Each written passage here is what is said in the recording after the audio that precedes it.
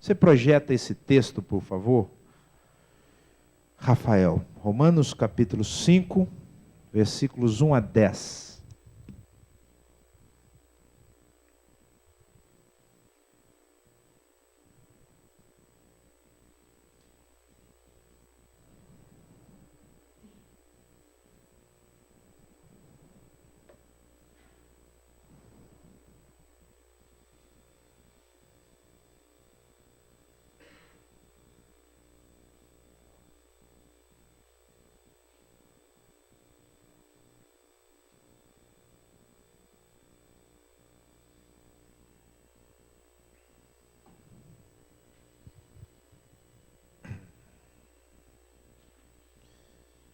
Diz assim a palavra: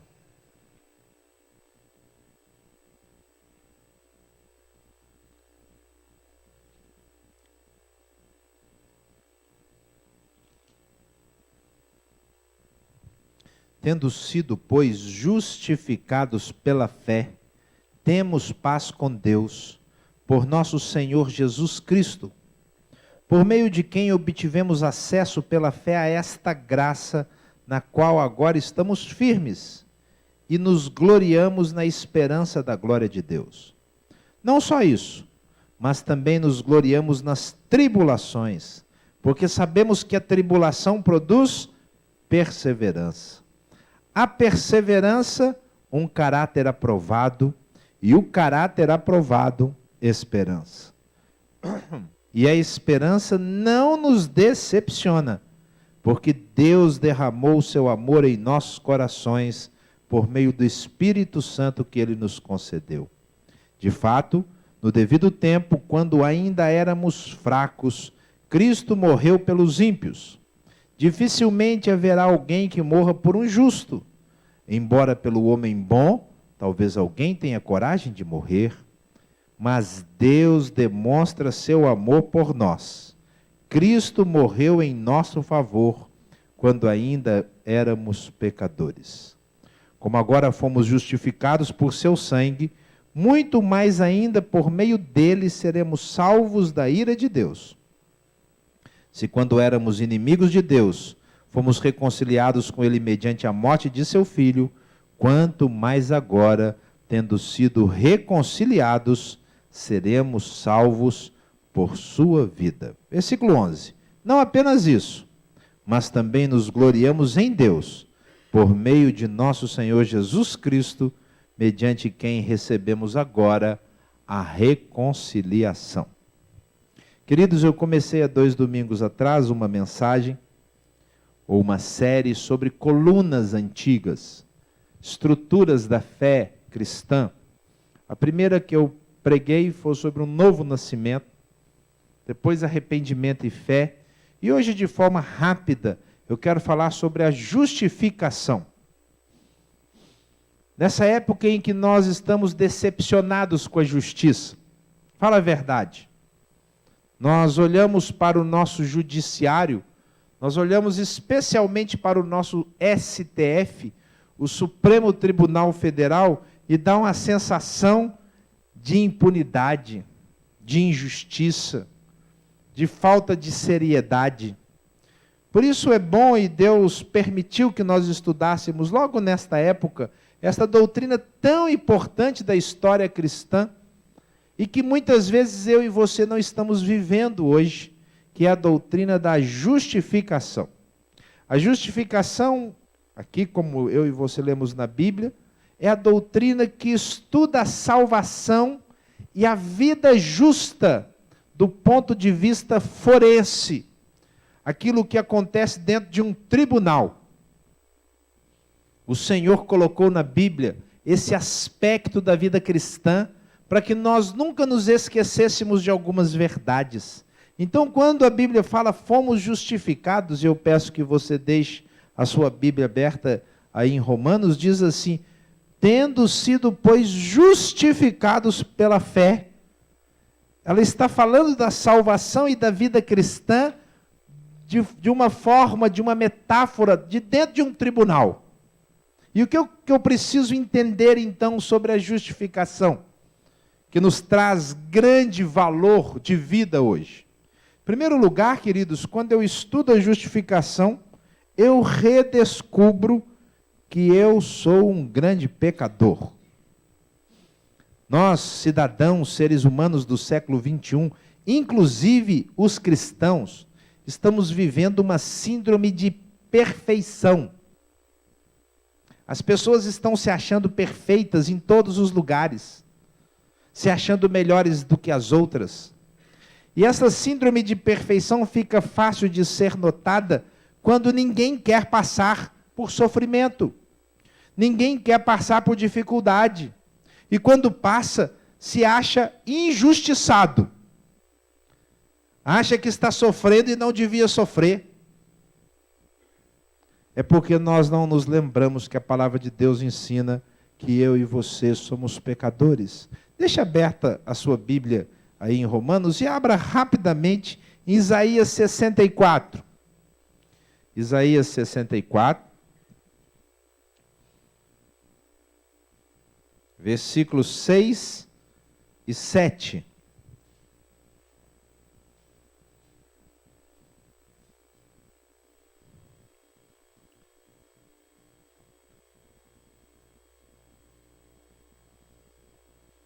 Isaías 64, versículo 6 e versículo 7.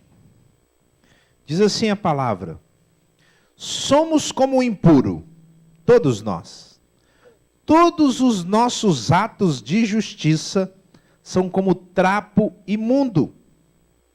Murchamos como folhas, e como vento as nossas iniquidades nos levam para longe. Não há ninguém que clame pelo teu nome, que se anime a apegar-se a ti, pois escondeste de nós o teu rosto e nos deixaste perecer por causa das nossas iniquidades. Queridos, nós somos pecadores e muitas vezes nós não queremos ouvir isso, não queremos que essa realidade seja apresentada a nós.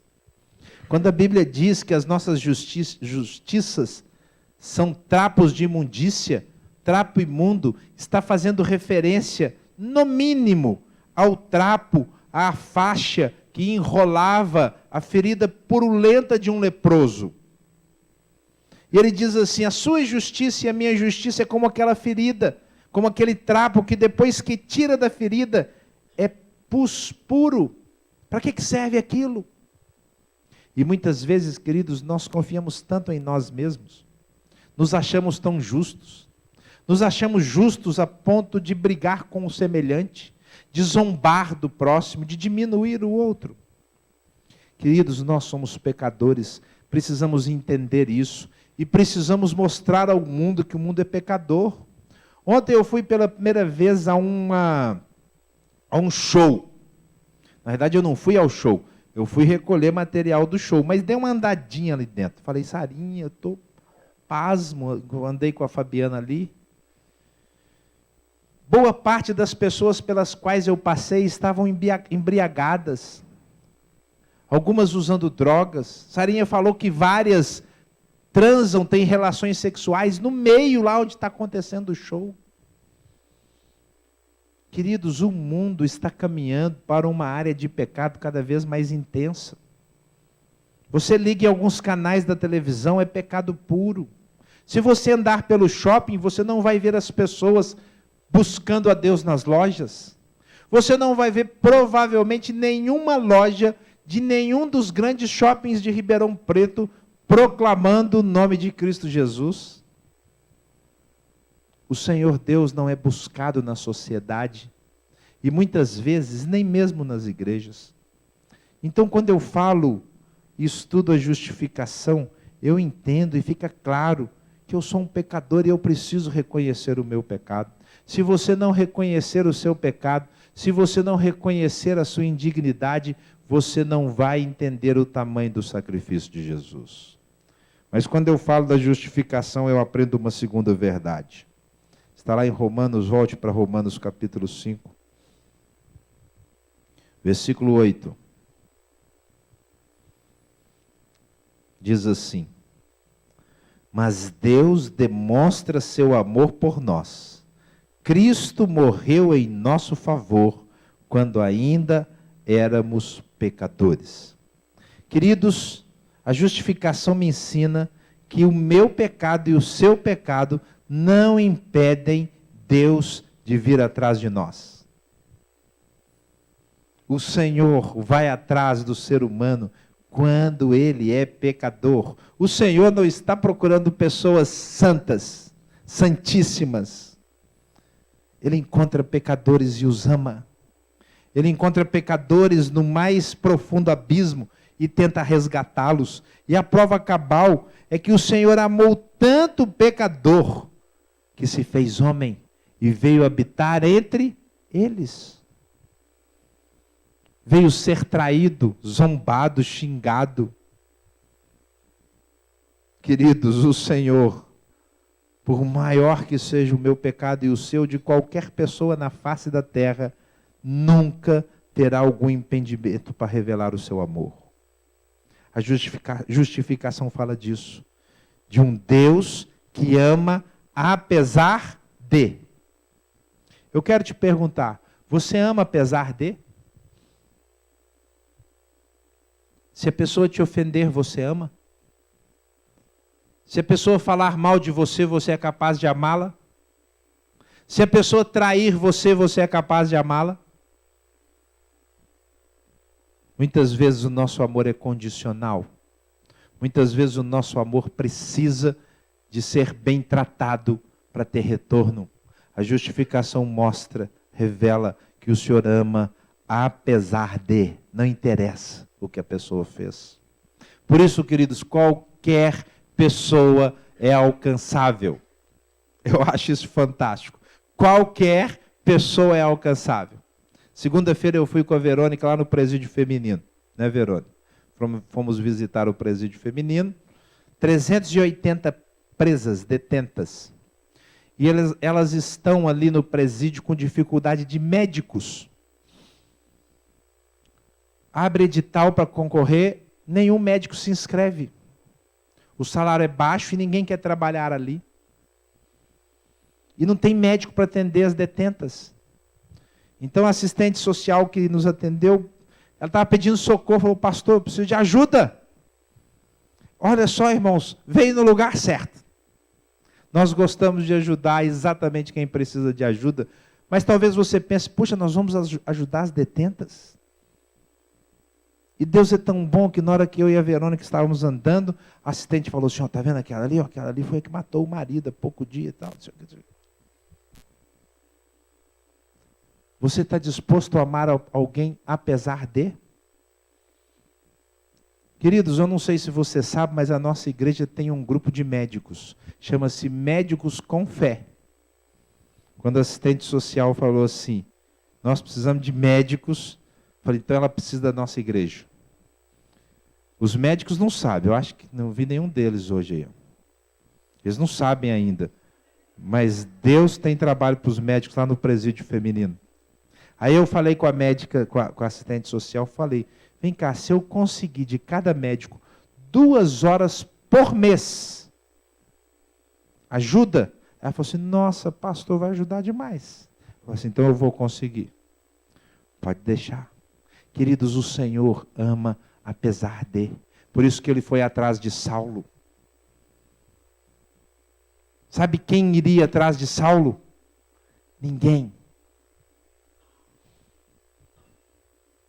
É mais ou menos se eu falasse assim, você iria atrás de José Dirceu para fazer dele um dos maiores pregadores do Evangelho? Nós não iríamos, muitos de nós não iríamos. Por isso que a justificação mostra que Deus vai atrás das pessoas, apesar de. Mas existe ainda uma terceira e última verdade que eu quero deixar com você. A justificação conduz o cristão à perfeita liberdade. Você pode repetir comigo? A justificação conduz o cristão à perfeita liberdade. Só você agora. A perfeita liberdade. Ainda Romanos, deixa aí marcado, mas abra Gálatas 5:1. Gálatas 5:1.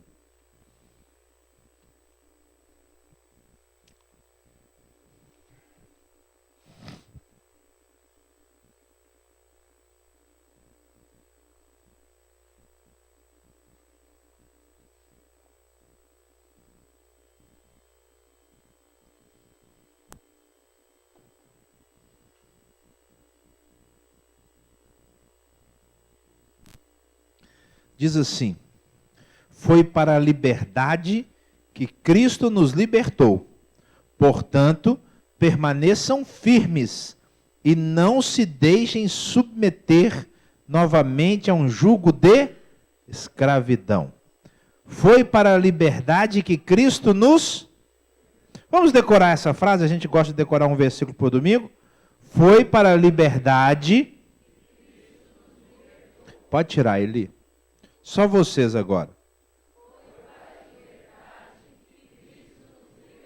Para que Jesus te libertou? Para ser livre. Mas meu irmão, minha irmã, você só vai ser livre se você entender a justificação. Volte para Romanos agora.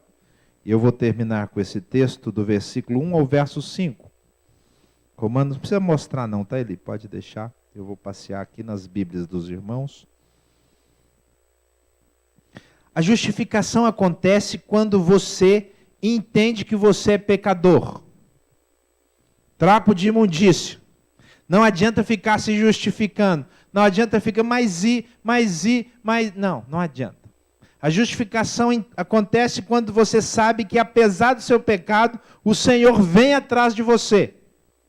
E a justificação culmina quando a justiça de Jesus é aplicada a nós. Você tem o que para apresentar? Trapo de imundícia. Mas chega Jesus e fala: a minha justiça cobre o meu filho. A minha justiça cobre o meu filho.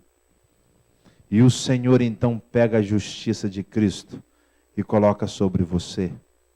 E abençoa você. E protege você com a justiça de Jesus. E agora você confia não na sua justiça, mas você confia na justiça de Jesus, que é santo, que é reto, que é puro, que pagou o preço completo. Por isso, olhe comigo então agora na sua Bíblia. Romanos 5, de 1 a 5, vamos começar. Tendo sido, pois, justificados pela fé, somos livres para receber a justiça de Jesus. Então, meu irmão, minha irmã, preste atenção, não interessa o que você fez essa semana. Sabe, talvez você tenha andado longe de Deus. Talvez não tenha buscado ao Senhor como devia. Talvez não tenha compromisso com a igreja de Cristo. Talvez não tenha intercedido por nenhuma pessoa. Se você crê que a justiça de Cristo é capaz de te limpar completamente, o Senhor olha para você através dessa justiça. Ele não olha para o seu pecado, ele olha para a justiça e a santidade de Jesus e enxerga você santo. Mas você tem que crer nisso. A justificação nos liberta para crer, para viver pela fé. E, irmãos, nós precisamos viver mais pela fé. Foi isso que o Senhor ensinou para a gente, Tatá, nestes 2 dias. Que a gente pode confiar nele. Eu estava andando com o Robinho, acho que ontem à tarde. Estava andando e a gente viu um céu maravilhoso. Ah, não, nós saímos da casa do Cláudio, nós fomos visitar o Cláudio. E voltando, tinha um pedaço do arco-íris no céu. Só um pedaço. Não tinha caído nem uma gota. Mas formou um pedaço do arco-íris. Lá perto do Jardim Zara, lá perto da casa de vocês. Pedaço do arco-íris, e quando nós olhamos, nós lembramos de Cristo Jesus, do Deus Criador, que reina soberano. Quando você vive pela fé, você vê Deus todos os dias. Irmãos, nós precisamos viver mais pela fé. Viver pela fé é vestir a justiça de Jesus, é chegar diante de Deus e falar: Senhor, eu estou aqui e eu sou recebido do jeito que eu cheguei. porque eu te busco. Se você buscar o Senhor, nunca Ele vai virar as costas para você. Eu te desafio a viver pela fé. Pare de confiar no seu braço. Seja justificado pela fé e viva pela fé todo dia. Qual é o problema que você tem? Eu não sei. Não sei se ela é insolúvel, não sei se é difícil demais. O problema que o Vilmar e a Eli trouxeram para nós hoje é um problema aparentemente insolúvel. Mas o Senhor os chama para viver pela fé. Queridos, nós precisamos viver pela fé. O Senhor nos libertou para isso. Pare de se escravizar no materialismo, nas condições adversas. Pare de achar que não vai dar certo. O Senhor caminha com você. Quando eu contei para a Tereza esse negócio todo que aconteceu, nós choramos juntos, e a Tereza lembrou de um estudo que a Regina deu para as mulheres, e a Regina, dando esse estudo para as irmãs, deu o exemplo do shopping. Quando você vai entrar no shopping, você tem que abrir a porta com a mão, não tem? Não. Quando você vai entrar no shopping, o que você tem que fazer? Você tem que pisar. Quando você pisa, o que acontece? A porta abre. É exatamente o que aconteceu quando eles foram atravessar o Mar Vermelho e quando foram atravessar o Rio Jordão. Quando eles foram atravessar o Mar Vermelho, o Moisés falou assim: Senhor, mas o que é para eles fazerem? O mar está aí. O Senhor falou: diga ao povo que marche. Manda eles marcharem. Eles vão ver o que vai acontecer quando eles começarem a marchar. Quer dizer, antes deles marcharem em direção ao mar, o mar estava lá. A mesma coisa com Josué, foi muito parecido. O Senhor queria ensinar os dois do mesmo jeito. E diz o texto lá de Josué, que o Rio Jordão transbordava por todas as ribanceiras. Estava em plena cheia. Era a época mais difícil de atravessar o Rio Jordão. E o Senhor falou assim: manda marchar. E o texto é tão preciso que diz que quando a planta do pé do primeiro sacerdote pisou naquela água, o rio parou. Alguém segurou o rio lá em cima, fizeram um dique urgente e o rio parou. Queridos, nós somos livres para viver pela fé, mas muitas vezes nós não enxergamos o que Deus vai fazer e Ele não fará se você não fizer uma prova de fé. O Senhor ama quem vive pela fé. Por isso que Ele colocou lá no ensino sobre a oração modelo de Mateus capítulo 6, o pão nosso de cada ano nos dá hoje. Não foi isso que Ele colocou? Não é o pão nosso de cada ano? O pão nosso de cada mês, não é? Não, queridos, viver pela fé, viver dia a dia. Quem disse que a gente tem que ter celeiro cheio para ter segurança amanhã foi o diabo. Essa ideia diabólica de prosperidade, de celeiro cheio no meio do povo de Deus não vem de Jesus. Se o Senhor Jesus quisesse que o povo dele tivesse celeiro cheio e deixasse de investir nos próximos, nas pessoas carentes, nas necessitadas, o filho dele teria sido o empresário mais rico do Império Romano daquela época. Mas sabe o que o Cristo, Filho do Deus vivo, Rei dos reis, Senhor dos senhores, tinha? Nada. Se você ainda não comprou sua casa própria, parabéns, você é igualzinho Jesus. Igualzinho. Eu não sou contra a riqueza não, irmãos. Eu preciso de gente rica na igreja, viu? Por favor. Eu quero muita gente rica porque eu quero usar o dinheiro dos ricos para fazer a obra do Senhor. Então eu quero que Deus faça você ficar rico, mas não deixe você ficar preso na armadilha do dinheiro.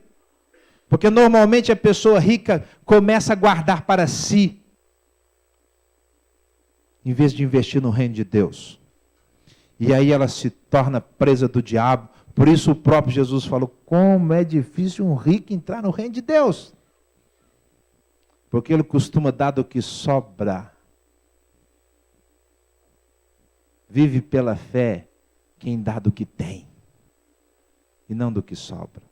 Mas, queridos, nós somos livres não só para viver pela fé. Olha que bonito esse texto de Romanos 5.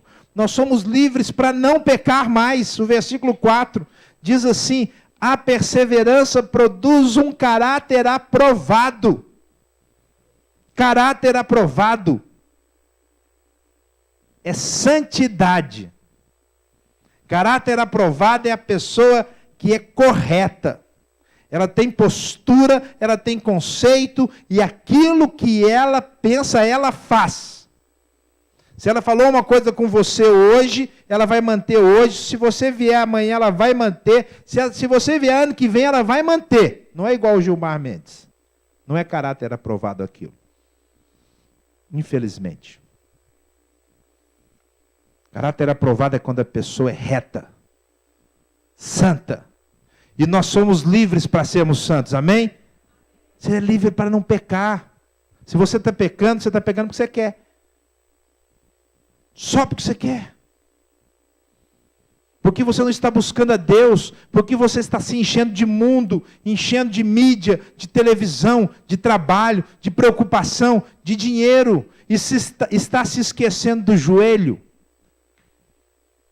de dobrar o seu joelho, de fechar a sua porta e orar ao seu Pai que vem em secreto. Essa semana, faz uma memória aí, quantas vezes essa semana você entrou no seu quarto secreto, sem ninguém, sem marido, sem esposa, sem pai, sem filho. Você e o seu Deus, você e o seu Senhor, e vocês tiveram intimidade. Quem faz isso não peca. Mas, queridos, veja bem, nós somos livres, versículo 3, para nos gloriarmos no sofrimento. Que liberdade é essa? Não só isso, mas também nos gloriamos nas tribulações. Ah, irmãos, isso é liberdade. Sabe quem gloria na tribulação? Quem passa pelo sofrimento e ama. Sabe, o Senhor está comigo. Não murmura, não reclama. Ele glorifica ao Senhor e diz glória a Deus. O Senhor o deu, o Senhor o tomou. Bendito seja o nome do Senhor. Ah, irmãos, esse é o crente que o Senhor quer. Que não tem medo de tribulação, que não tem medo de tempestade, que não tem medo das circunstâncias adversas. E deixa eu te falar, meu irmão, minha irmã, esse é o tipo de cristão que Deus quer que você seja. E o Senhor me colocou nessa igreja para preparar você para ser um cristão assim. E para ser cristão assim tem que passar por tribulação. Tem que sofrer mesmo. Então o sofrimento faz parte da vida. Deixa eu te dar uma notícia boa. No mundo, vocês vão passar por tribulação, por aflição, por sofrimento. Não é uma notícia boa? Não? Lógico que é, irmãos. É ótimo saber que você vai enfrentar a tribulação, porque se você não sabe, quando a tribulação chega, você fica assim, puxa, eu não sabia que eu ia passar por isso, porque eu sou filho do papai, e papai não deixa eu passar por isso. Deixa. Papai deixa você passar por isso. Papai, na verdade, pega você e joga você no meio da tribulação. Vai lá. Se estiver muito tranquilo, o Senhor vai deixar uma tribulação acontecer para você aprender a se gloriar na tribulação, porque gloriar na tranquilidade é fácil. Mas o Senhor quer uma estirpe de cristão um pouquinho maior, mais forte. Aqueles guerreiros que se gloriam nas tribulações, que são bem-aventurados quando sofrem. Bem-aventurado significa divinamente feliz. Queridos, nós somos livres para nos gloriarmos nas tribulações. Amém? Eu gosto disso, irmãos. Vou falar a verdade, eu não tenho medo de tribulação. Não é verdade? Eu não tenho medo, não. Não é que eu quero tribulação, tá? Não quero. Não fico pedindo, Senhor, está tão tranquilo. Manda uma... Não peço. Mas se vier, eu estou dentro. Eu estou dentro. Onde precisar. E eu me glorio nela. Porque a gente sabe que a tribulação produz o quê? Robin falou isso para o Cláudio. A tribulação produz perseverança. Nós somos livres para nunca desistir. Não é isso que é perseverança? Perseverança é nunca desistir. Vem uma tribulação, pá! A gente fica em pé. Aí vem outro, pá! A gente fica em pé de novo. Aí vem mais outro, pá! Aí você fala assim, não é possível, não tem mais ninguém para cair o raio? Só em mim? Heineken? Né? Tem que cair na gente mesmo. Nós não temos problema com isso. Porque nós estamos prontos para enfrentar a tribulação. E a tribulação gera perseverança, fibra. A gente sai melhor do que era.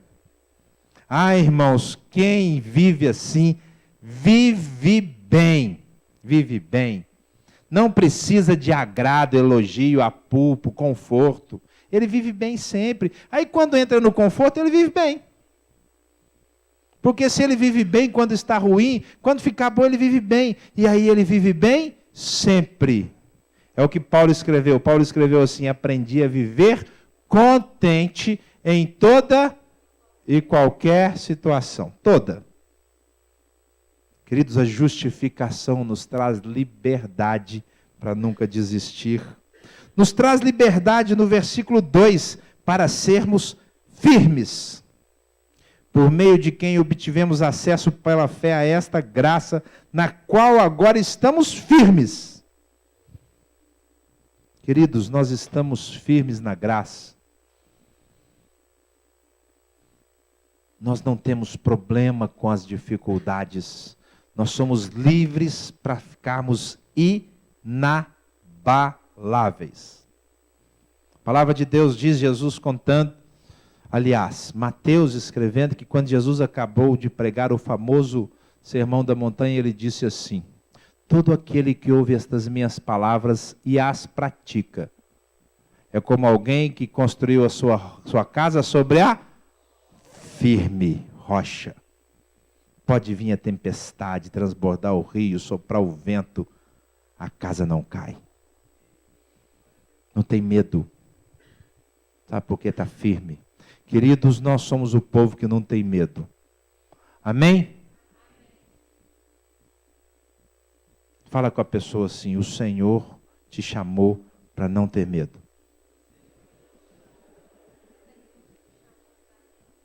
Pergunta para ela: você está com medo de alguma coisa? Mas escuta a resposta. Você está com medo de alguma coisa? Queridos, nós somos esse povo firme. Nós não temos medo do desafio. Nós não temos medo da dificuldade. Nós não temos medo quando se levanta uma parede gigante. Porque a gente sabe que o Senhor está conosco. Davi era assim. Não é isso, Tereza? Davi era assim. Davi ficava incomodado. Que negócio é esse do gigante ficar ofendendo o povo de Deus? Não estou gostando disso. O menino ficava incomodado. Você não pode. Só porque ele é gigante? Queridos, quando nós somos firmes, nós não temos medo. Nós olhamos as dificuldades e nós falamos, nós vamos transpor as dificuldades no nome de Jesus. Mas eu quero terminar. A justificação conduz ao cristão à liberdade para sempre ter esperança. Versículos 4 e 5. A perseverança produz um caráter aprovado, e o caráter aprovado, esperança. E a esperança não nos decepciona. Eu decorei esse versículo e dizia assim: a esperança não confunde. Não decepciona. Eu gosto mais desse aqui. Não nos decepciona. Olha que bonito. Porque Deus derramou seu amor em nossos corações por meio do Espírito Santo que Ele nos concedeu. Queridos, nós somos o povo que tem esperança.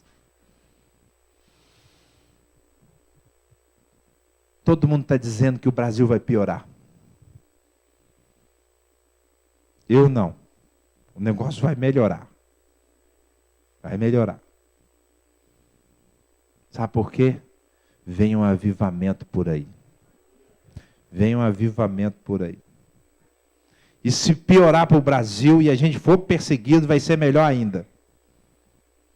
Porque a esperança nos dá otimismo. A esperança nos dá uma nova visão, uma nova ação, um novo momento. A esperança faz com que a gente olhe as coisas sabendo que Deus está conosco. Não interessa se no momento parece um vale de ossos secos. O Senhor vai soprar um espírito novo ali. A esperança diz que Deus vai agir, irmãos. De capa a capa a Bíblia ensina isso. A justificação é essa certeza. Jesus cumpriu a justiça para dizer o seguinte: através da minha justiça eu dei a você um céu. Sabe qual é a maior certeza que nós cristãos justificados temos? De todas. Não é que a gente vai morrer. A maior certeza é que a gente vai se encontrar no céu. Sabia disso? Ah, a gente não vai morrer? Não sei. Eu até acho que eu vou morrer.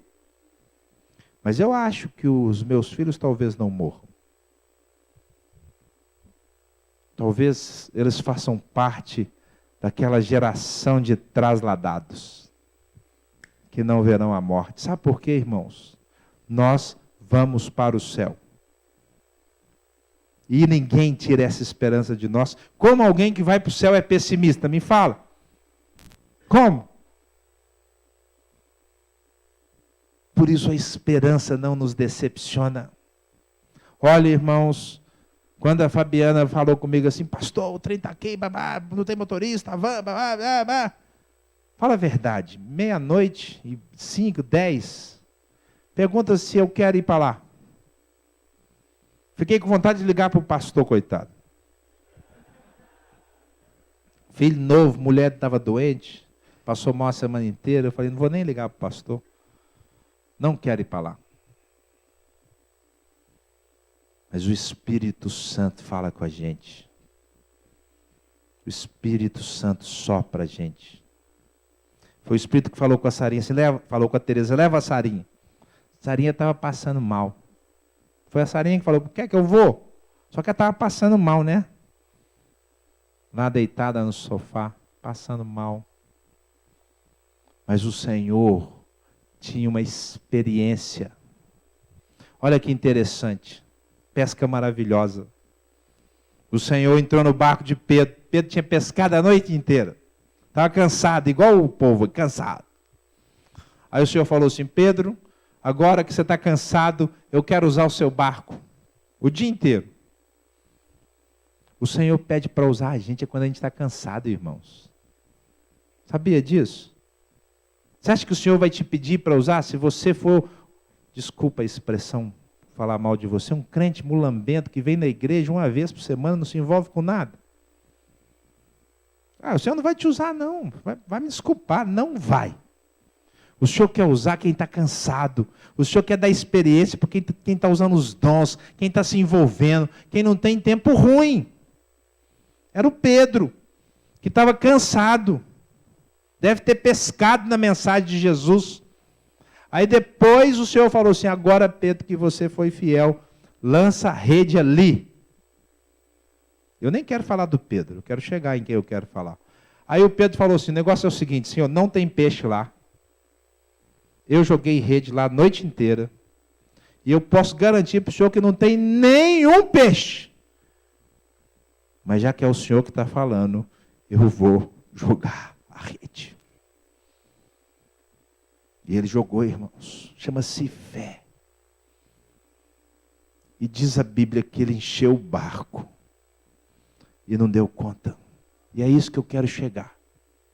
Ele fez sinal, diz o texto. E alguém que não emprestou o barco para Jesus, que pode ter ficado na praia, veio correndo e participou da colheita só porque veio ajudar.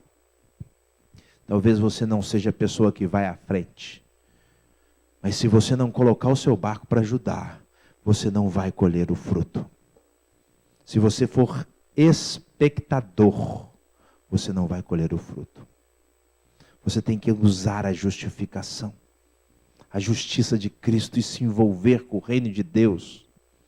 E eu não estou dizendo aqui dentro não, eu estou dizendo quando você sair por ali.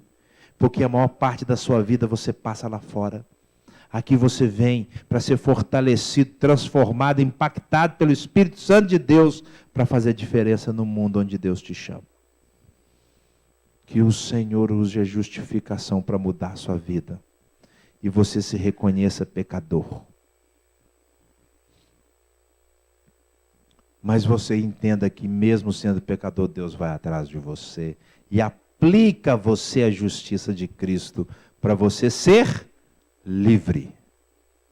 Livre para crer, para viver bem, livre para ter paz, livre para ter esperança e saber que o Senhor está agindo e fará obras maiores do que essas. Vamos ficar em pé.